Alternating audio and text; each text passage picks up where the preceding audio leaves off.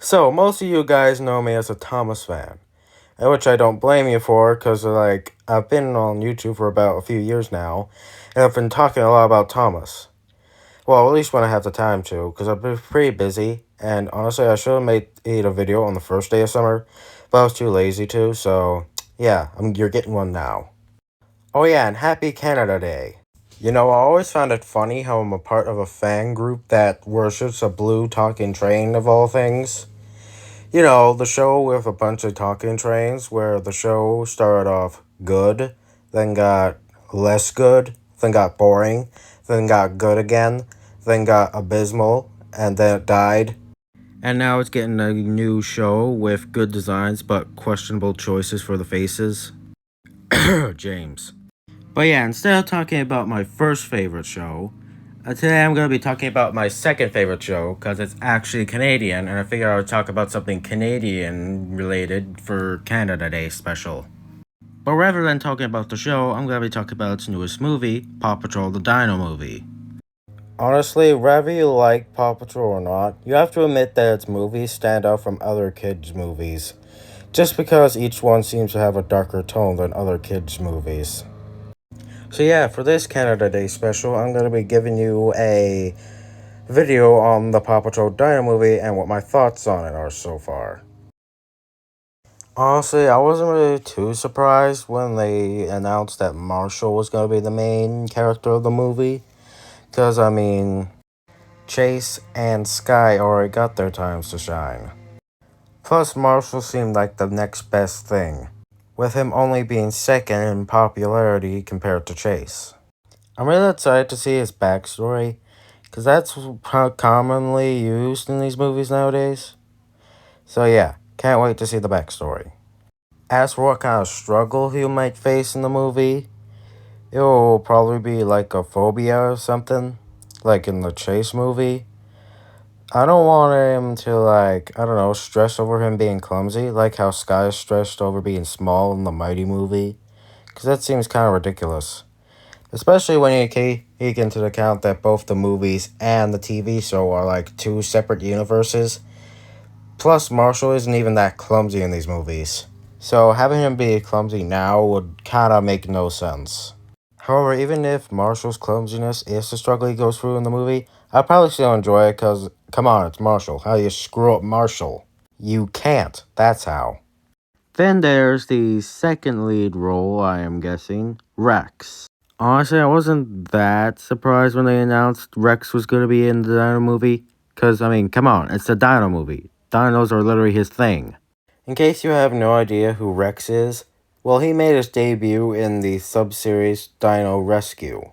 One of the many, many sub-series in the show, which is basically just the Railway series, here's with it having like 4 episodes each. But only those 4 episodes have 2 stories packed into them. You know, when they take 2 episodes and put them together on Netflix, yeah, that's basically it. After the sub-series ended, however, Rex was, we'll say, forgotten about. Until very recently when they bring him back for the Dino movie. Originally they had him in disguise as a golden retriever, but they later on revealed that it actually was Rex. Plus, apparently he's going to get an episode in season 13, which I'm excited to see because it seems very promising. So yeah, that's all I have to say about Rex, other than the fact that it's cool that they brought him back. Hey, who knows? Maybe he'll appear in the series more often like Liberty did after the first movie. I don't really have any other opinions on the rest of the characters in the movie, aside from Rubble, who's obviously going to be cringe in this movie. But yeah, other than that, I'm eager to find out how the characters are going to be handled in this movie. The plot of this movie seems very interesting, with the pups being stranded on like an abandoned island. It'll end with a bunch of dinosaurs still existing, which obviously doesn't really make sense timeline-wise, since all dinosaurs were extinct millions of years ago. But you know what? It's Paw Patrol. It's not official to anything in the real world, so I let it pass. Plus, it's not like it's supposed to be realistic like Thomas or anything. So yeah, in terms of plot, I already prefer it over the first movie, but not necessarily prefer it over the Mighty movie, just simply because I prefer superheroes to dinosaurs.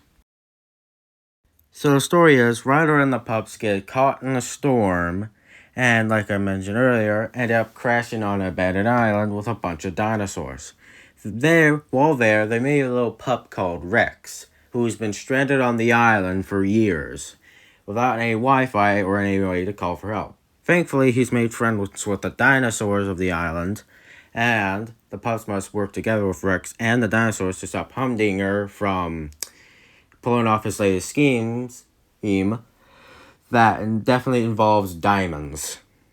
So yeah, just like the plot, the story of this movie seems very interesting. I don't really mind them bringing back Humdinger too much, because I actually like him in these films, at least more than he's handled in the TV series.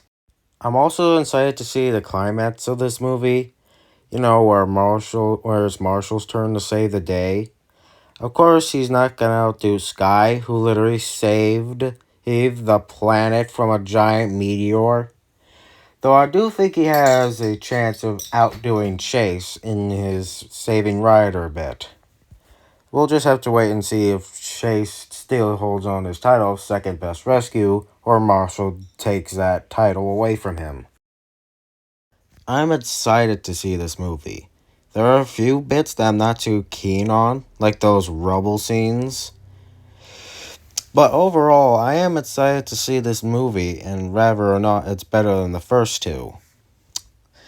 But let me know what you guys think in the comment section below. You gonna watch this movie, or are you just gonna pretend it doesn't exist? Let me know in the comments. Anyways, happy New Canada Day, everyone, and I'll see you all next time. Bye.